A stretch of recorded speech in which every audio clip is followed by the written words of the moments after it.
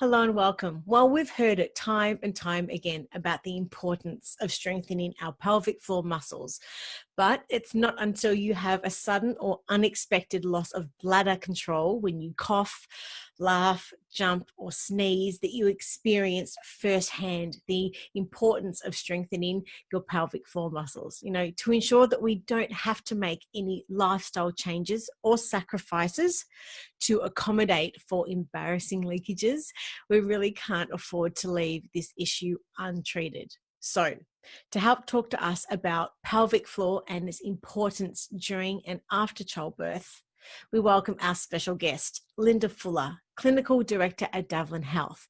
Now, as mentioned, Linda is the Director at Davlin Health, and they're based in Melbourne, which she set up following her own challenges with pelvic floor dysfunction and not being happy with the options given to her by her GP, such as surgery, medication, or lifetime physio. She sought out a non-invasive solution for bladder leakage and weak pelvic floor. She now treats many women and men for bladder leakage incontinence with the BTL MSALA chair, and is delighted to be able to educate both women and men to give them both their freedom and their dignity. Thank you so much for joining us today. How are you? Yeah, good, thank you. And it's a pleasure to be here. Thank you for inviting me. Yes, this is wonderful. Now, on this subject, it's just wanted to speak some stats to begin with. Pelvic floor dysfunction really is a taboo condition and subject that is rarely talked about, yet the percentages of 4 to 8% of the human population actually suffer with incontinence overall. So I just wanted to speak just broadly about this topic and why you think it is such a taboo topic that people just don't want to talk about. Absolutely. So the Continence Foundation of Australia, their stats would be that over 5 million Australians, that's 1 in 4 people, experience some form of incontinence. That's bladder or bowel control problems. So 80% of people with urinary incontinence or bladder leakage are generally women. It's 80% of women. 1 in 3 women who ever had a baby wet themselves. And less than 2 out of 10 women do their pelvic floor exercises daily. So the really frightening stat too is that 70% of incontinent people do not seek help.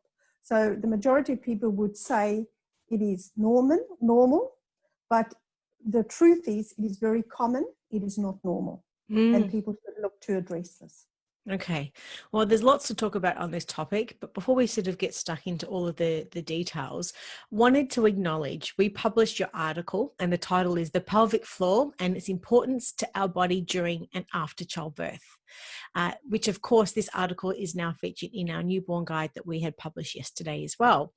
So for someone who hasn't read the article yet, can you please tell us what the article is about and of course what inspired you to write it?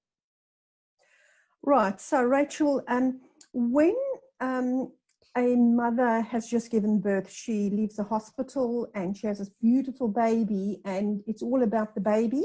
And there's often very little about the woman or the mother herself.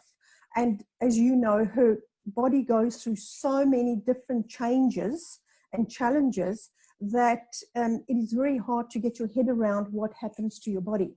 And as most women will attest, most mothers will attest that, you just feel like the bottom has fallen out of your vagina, because you think about it, if you have given birth naturally, your vagina or the birth canal has actually increased to the size of the baby's head, stretched that much in order to accommodate the birth. Of course. So it does take some time for for your body to then recover. Having gone through that trauma. And then, of course, you have the added trauma in some cases, in many cases, where women are actually tear. And then they have the episiotomy, which is actually the sewing up to repair the tear. So as much as you have this beautiful baby and you're very happy and it's a really good time in your life, it's a lot to take in when your body is not reacting the way it normally did. And one of the major issues that women will have postpartum after giving birth is that they will leak. And it's quite a frightening thing. So the big thing is for women to be aware of it, to be educated, and to, in some cases, if they're able to, is to prepare for it and start to do some sort of exercise routine, etc., pelvic floor exercises or, Kegels, just so that they can then give themselves the absolute best chance to ensure that they're in good shape postpartum. Mm-hmm. Okay, now just wanted to establish initially, just in case anyone watching and listening isn't necessarily sure where the pelvic muscles are located, could you just explain just briefly where are the pelvic floor muscles located and what are their function? Just to establish at the get-go. Right. So your pelvic floor muscles are extremely important muscles. Now, because we can't see them, we often don't think about them. We may go to the gym and we exercise our glutes and our core and our triceps and biceps because we can see them and they look good. But having pelvic floor muscles, they are not obviously visible. And so we forget about them. And they are so important because they do connect the pubic bone to the tailbone and from the left hip to the right hip. So in fact, they're actually a hammock whereupon all the organs fit. So you have your bladder, your bowel, your uterus on top of your pelvic floor. And then when you're pregnant and you carry your baby for 9 months, you have the weight of the fetus on top of that. So you can imagine just the gravity pushing down with all those organs. And then, of course, the fetus, it will then lead to a certain amount of laxity with gravity. And so it's really important that you are in good shape prior to your pregnancy. Okay, so there are a band of muscles that stretch across the bottom of our abdomen from our tailbone to our pubic bone, and which our pelvic organs, as you mentioned, the bladder, the bowel, and the uterus actually rest on. So the pelvic floor muscles act like a basket and a hammock, as you said, to support these pelvic organs against gravity and increase all the abdominal sort of pressure as well. Was that what it is, would you say? Correct. Yeah, that's exactly it. So if you think of the anatomy, there is no bone, if you think of the pelvic, the skeleton. So your pelvic floor is really between you, your organs, and really fresh air, because that's really what happens. So with the gravity, it could really, pull down with the weight of all of those organs. Mm-hmm. So how can pregnancy affect our pelvic floor then? Right. So with obviously during pregnancy, your body goes through a lot of changes, and the lady's tummy has to then accommodate the growth of the fetus. So all the organs are then being pushed down to accommodate as the baby grows. And so then there's obviously even more pressure onto the pelvic floor. And as all mothers who've ever carried baby will attest, that there's a lot of pressure on your bladder as well. And so they do then experience some form of leakage with regards to the fetus growing inside them and not that much space. So there's a lot of force and pressure coming down onto the bladder as well. And that, of course, then does cause a little leakage during pregnancy. So pregnancy and childbirth undoubtedly then can have a lasting effect on your pelvic floor muscle fitness, it seems like. And being pregnant, that obviously supports the weight, as you mentioned before, of the uterus during pregnancy and giving birth, stretches the muscles of the pelvic floor. Is it more difficult to do pelvic floor sort of exercises whilst you are expecting in general? Is that sort of harder? So, Rachel, that's a good question. It really would be ideal if the mother-to-be could do the exercises pre-birth, obviously, and pre-pregnancy, so that the pelvic floor is in really good shape. And then during pregnancy, they would know how to do pelvic floor contractions and exercises, and would then have their pelvic floor in a far better condition during pregnancy, and it would, of course, help them also in giving birth. Okay, so it's where possible, if a couple are planning for the woman to start those pelvic floor exercises and strengthening of that muscle sort of pre-pregnancy, if at all possible. But But I understand some women are at more risk of pelvic floor problems during pregnancy and childbirth than others.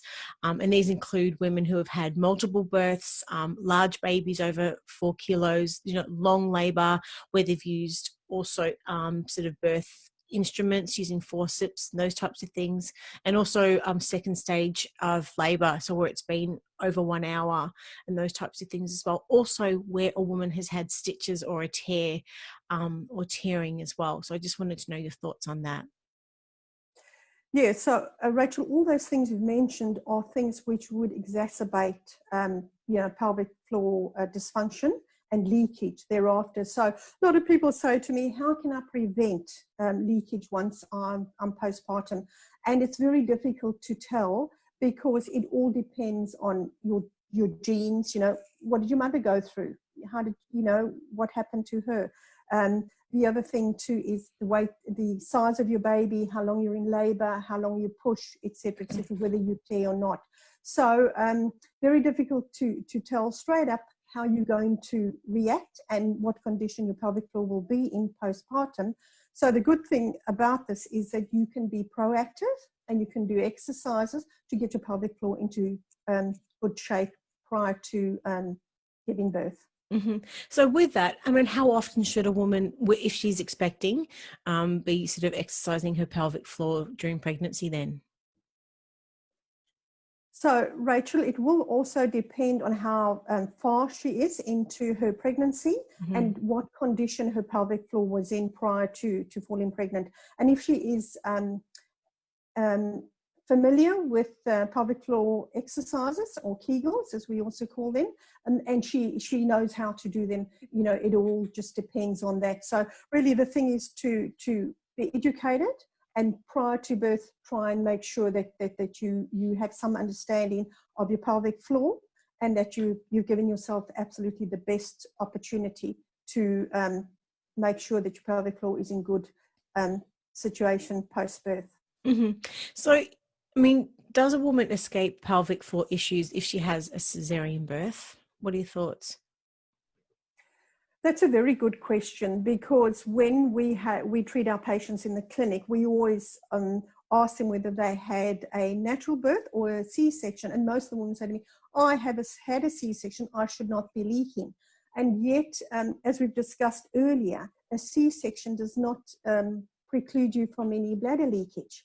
What does happen is that you're still carrying your baby for 9 months, you still have the weight of the bladder, the bowel, and the uterus on top of your pelvic floor, so gravity does play a part as well. We also see a lot of women in certain sort of industries like teachers and nurses who are on their feet a lot.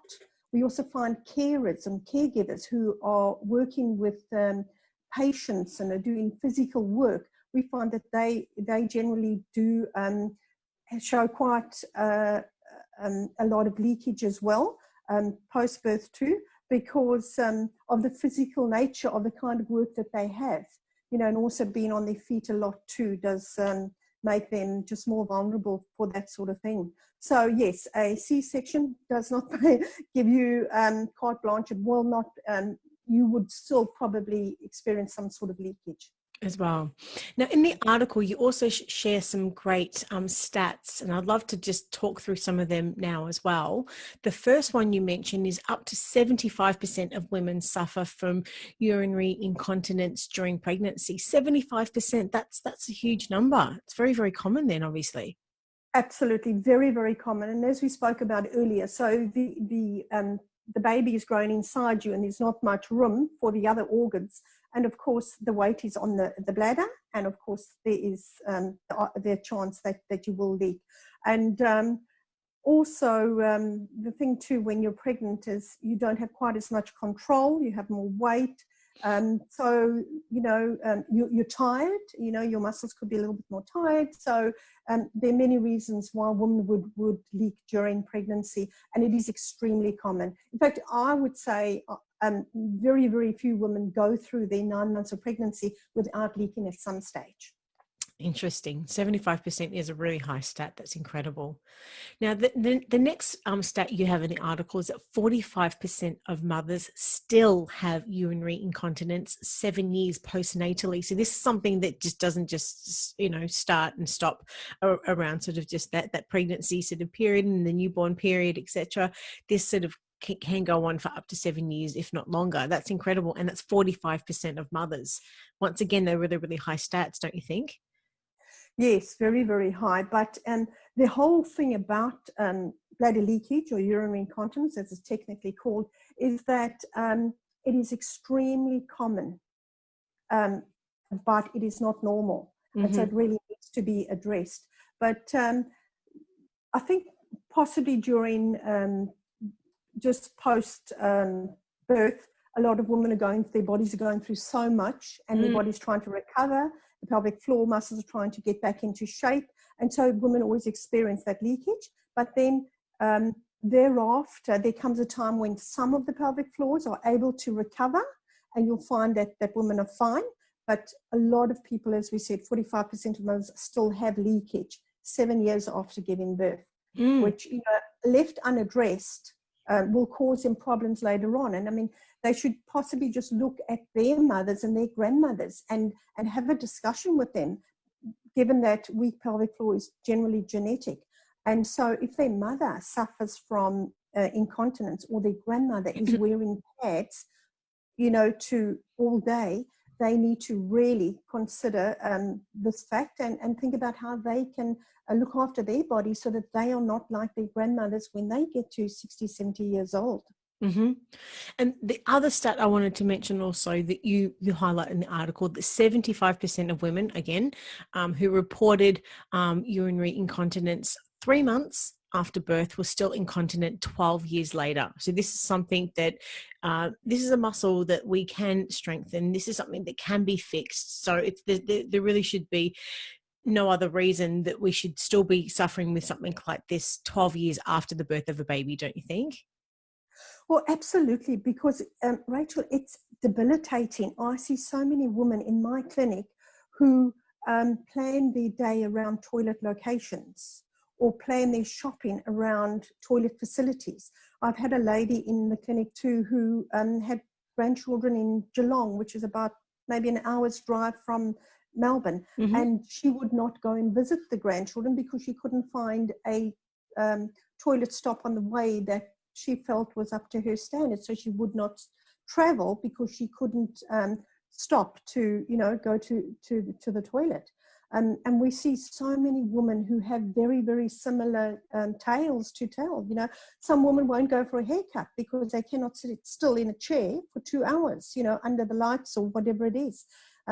We have women who won't go to the movies. They can't sit still for, 2 or 3 hours. So they just don't go to the movies. And this is all because we don't talk about it. It's very much a taboo subject. And in fact, a lot of the women I talk to, I said, and have you spoken to your girlfriends about this? Because I can guarantee you that at least 60% of your girlfriends are going through exactly the same thing. And they say, no, I'm sure they're not, because we don't talk about it. And this is my passion, is to make people talk about it more, so that it is, we educate everybody so that they know what can happen and that they know it's not normal and that they can address it. Yes. Another thing I wanted to ask you about is, what is prolapse and how can this affect us? Right. So a prolapse is when one of the walls, possibly the vaginal wall, the walls has actually is not strong enough, and it has collapsed, and it can then sort of go into the vagina.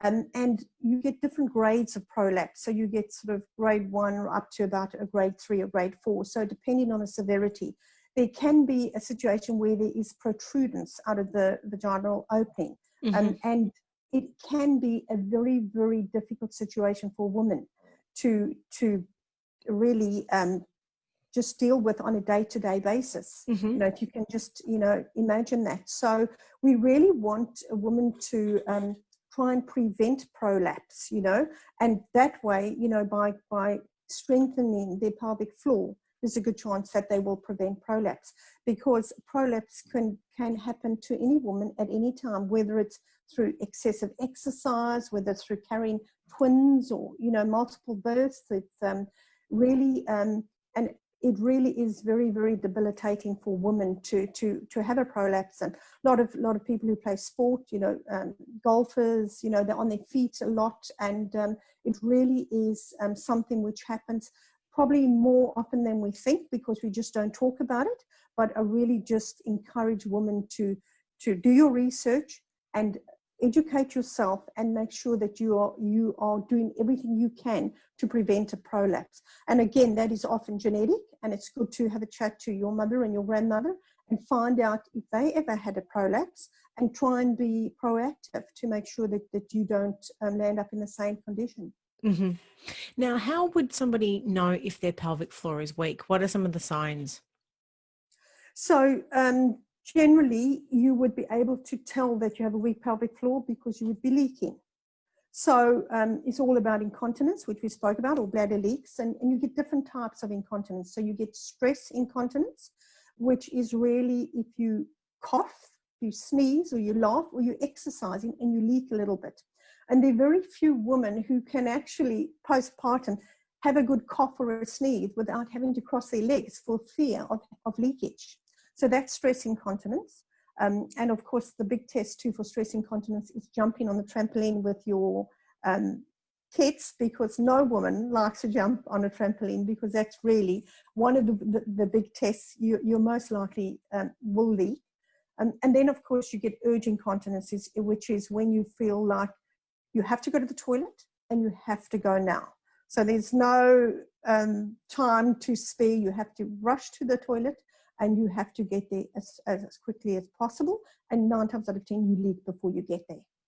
Okay. So then, of course, you get the mixed incontinence, which is a bit of both. Okay, so it's leaking urine when coughing, sneezing, laughing or running, failing to reach the toilet in time, as you mentioned earlier, also passing wind when bending over or lifting, reduced sensation as well, and tampons that can dislodge or fall out, and also a distinct bulge as well in the vagina's opening. So these are all sort of, signs that you have a weak pelvic floor, would you say? Yeah, absolutely. So you also mentioned the sign of a bulge, and that would obviously be the first sign to look for a prolapse. If you feel uncomfortable, you feel like when you sit down, there's just something's not quite right, you will know that you have a prolapse, and I suggest you go and see your gynae or your urologist straight away, because it is something which needs to be addressed very, very quickly before it weakens and gets worse. Okay, now how is the pelvic floor an important part of our core then as well? So because of the way we spoke about the muscles in the beginning, how they connect from the pubic bone in the front to the tailbone at the back, and from the left to the right, it's quite a large suite of muscles. It also connects to our lower back right as well. So I find many people who do come to our clinic, they do a lot of gym work, and they would be exercising their glutes, they'd be exercising their core muscles, but until they're able to get their pelvic floor muscles into good shape, they then say to me, you know what, for the first time in a long time, I was able to connect my glute muscles to my pelvic floor muscles to my core muscles. It all felt like it connected, because our core muscles are not connected to they are not, we can strengthen the core muscles, we can strengthen our glute muscles, but until we do something about the pelvic floor muscle, we don't have them all connected and all in good shape. Mm-hmm. So how would someone tell if they may sort of get bladder and bowel problems then? Is this something that is purely genetic or not? No, I don't know. So there are many, many reasons. And yes, genetic, as we spoke about, is probably a big one. But anybody could be susceptible to bladder or bowel problems. We find a lot of men after prostatectomy would have leakage. We find women after having childbirth would have leakage. We also find that I see a lot of women in the clinic too who say to me, I've never had childbirth. How come I'm leaking? But there are other things to consider. if you ever exercise excessively, particularly high impact exercise, that can put your pelvic floor under a lot of pressure. If you have a consistent cough and you're always coughing, your pelvic floor is under a lot of pressure. And as I said, any of the ladies who are nurses and who are teachers who have to go to the toilet or have to go and urinate at a specific time, who can't freely just go off to the toilet. They may be in class and they have to hold the urine. So they then put their bladder under pressure to hold on until such time as the break bell rings and they can all rush out and go to the toilet. So even though you may not have given birth, you can still be susceptible to urinary incontinence or bladder leakage. In fact, I see a lot of young women who haven't yet given birth, and I'm noticing more and more in the clinic that anxiety and weak pelvic floor muscles are very, very closely related. And of course, it's a chicken and the egg. Are they anxious because they were leaking, or are they leaking because they have anxiety? Mm-hmm. To me, it's very, very closely linked. And speaking about our core also, for a lot of people that sit for great lengths of time in front of a computer and those types of things as well, would that weaken the core muscles and then potentially also lead to a weak pelvic floor or not? Yes, it could do, because generally you need to be strengthening your pelvic floor. And of course, we spoke about Kegels and pelvic floor exercises, which are very important. And you really do need to be considering the fact that it is a muscle. It's a very important muscle, and we should be exercising it to keep it in good shape. And a sedentary lifestyle could lead to problems later on. And also, as we spoke about, was the gravity, being on your feet a lot, consistent coughing, etc. But once again, it is a muscle that we can strengthen, and we can be proactive about these things. So there's always a light at the end of the tunnel, which is great. But so even if we don't have a genetic history of bladder problems in our family, women may still find that they have a weak pelvic floor post-birth. So this is really great to understand. But what are the options if somebody does have a weak pelvic floor and they do have bladder leakage? We mentioned at the start of the conversation, these are things that you didn't want to, to go ahead with, being surgical procedures, medication. I guess there's long-term side effects and they're not always effective. Of course, there's physio and pelvic floor specialists. But in some cases, I guess, with some women, depending on the severity of their pelvic floor strength, these types of things may take some time to see some results. So I just love to know, from your perspective, what are the options if a woman does have a weak pelvic floor and she has bladder leakage then? So, Rachel, that's a very good question. So in my case, I found, and I'll share with you my story. I found that I had the start of a prolapse, and it was the way I realized is because I've just felt a little bit of discomfort in my vagina. I thought that's unusual, and so I went to my GP, and she said to me, "Yes, okay, so you have a minor prolapse." And I said, "Right, what are my options? How do we sort this?" And she said, "Okay, you can have surgery." And I said, absolutely not. I have read about the Johnson & Johnson class action. I would not go that route. She said, all right, then you can take medication. I said, no, I'm not happy with medication. And so she said, right, what about physio? I said, okay, that sounds good to me. I'll do physio for what, about 2 months? And she said, no, for the rest of your life. And for me, that is not an option, because I would like to, address the issue and, get it sorted. Now, pelvic floor physios, there are many out there, and a lot of them do really, really good work. And it does suit several people. They find that they do get, good traction. But in my case, I was just not happy with those options. So I started to do a lot of research, and I researched the market. And you'll be amazed at how many options there are out there with regards to addressing the laxity of pelvic floor, the vagina, etc., etc. And after some extensive research, I discovered a medical device by BTL called the BTL Encella, which is a totally non-invasive therapy. It means you don't have to take your clothes off. It is in fact a chair. You sit fully clothed, while the high intensity focused electromagnetic energy um, addresses the pelvic floor weakness by giving you contractions, pelvic floor contractions. It sounds scary, but it's not sore at all. And we treat people in our clinic on the Ancilla chair, which is 6 sessions, twice a week for 3 weeks. During one session, you would sit on the chair, fully clothed, for 28 minutes. And during that time, you would get the equivalent of 11,200 pelvic floor contractions. And so after all my research, I had a good look at this. And I then I contacted BTL Aesthetics in Sydney, and they were able to put me in touch with one of the clinics in Melbourne. And I went through the treatment, and I found post-treatment, the other big thing that I found, not only with the minor prolapse and the leakage, is that I was getting up 4 times a night to go to the toilet, which, as anybody will tell you, is just horrific, because the next day you just don't have enough energy. You really are very lethargic. And so post-treatment, I was no longer waking up at night, and I found that I was not leaking. And so I was that impressed with the machine that I then spoke to BTL, and then have started up my own clinic in Melbourne, and I'm using that technology now today.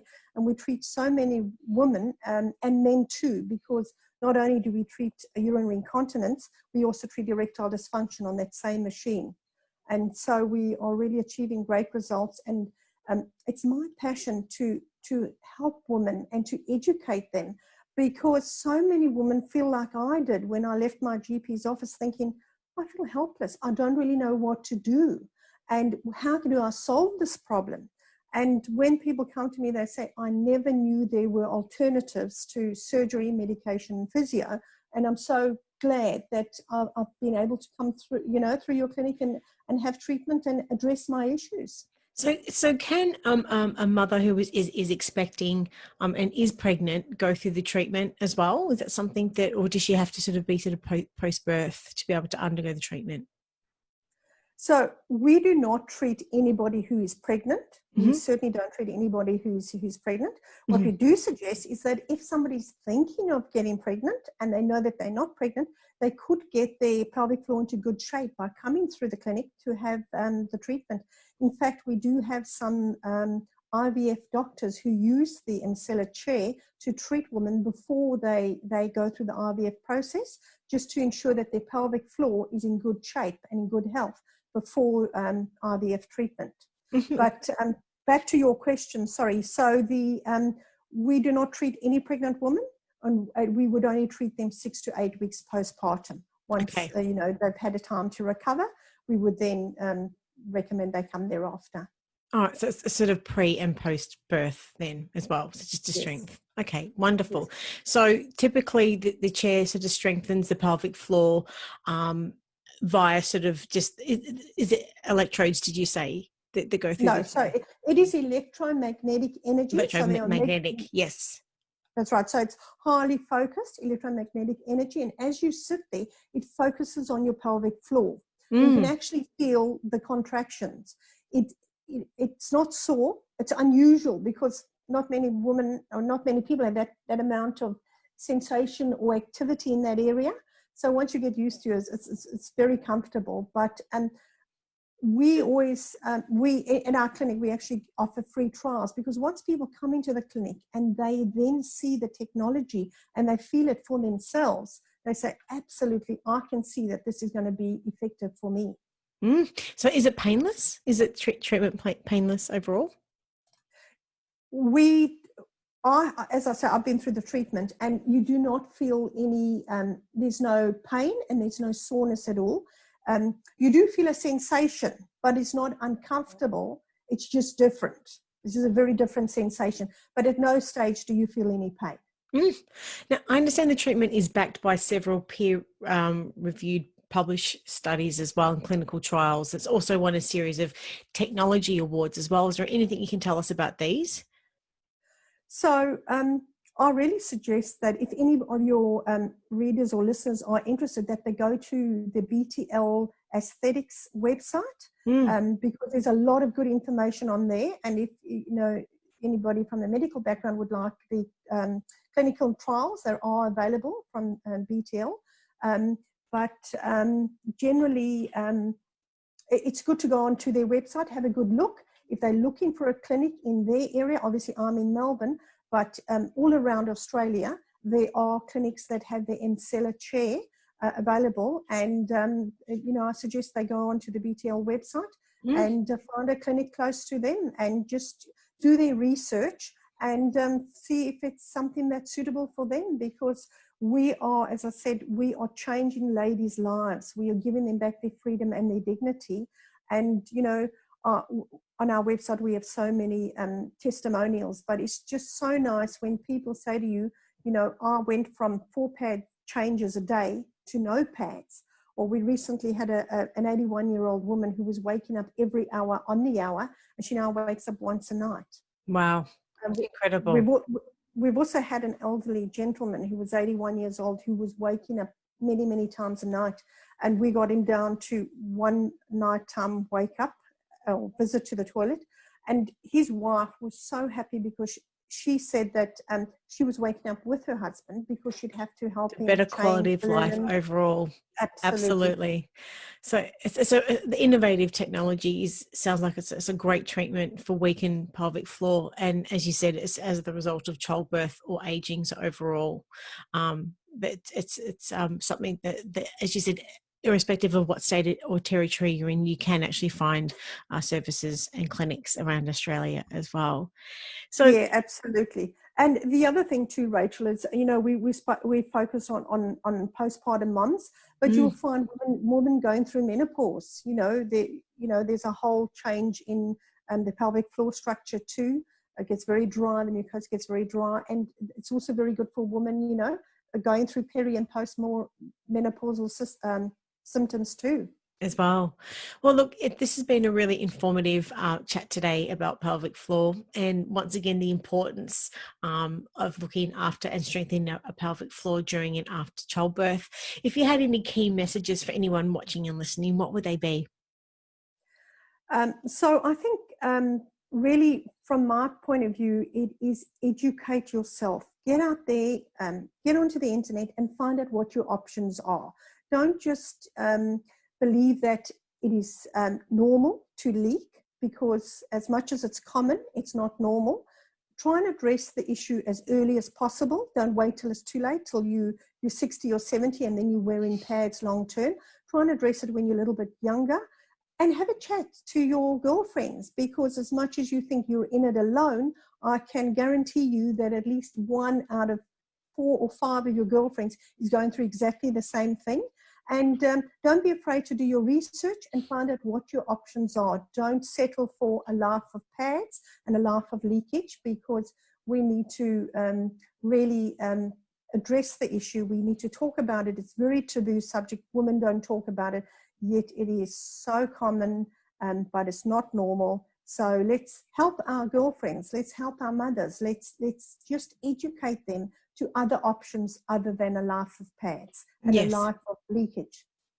Linda, I've really loved this chat today. If anyone's got any questions for you or want to reach out to you after this interview, whereabouts can they find you?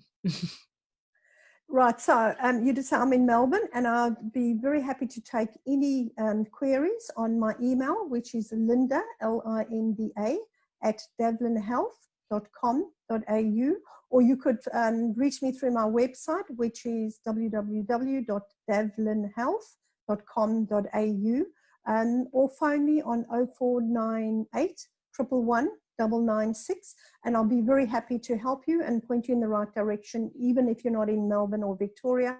Very happy just to help educate women with regards to pelvic floor health. Linda, that's just wonderful. Thanks again for your time, and we'll hope for the opportunity to have another chat again in the not too distant future, but in the meantime, just stay safe. Thanks again. Take care. Thanks, Rachel. Thanks so much. Okay, bye. Thanks. Bye.